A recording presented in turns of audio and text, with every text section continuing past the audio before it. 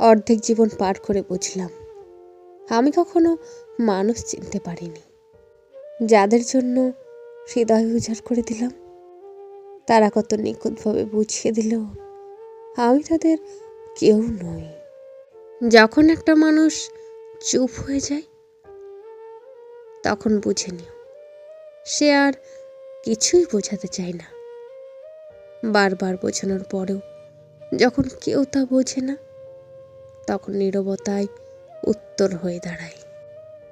লোভী আর স্বার্থপর মানুষেরা কখনো সম্পর্কের দাম দিতে পারে না,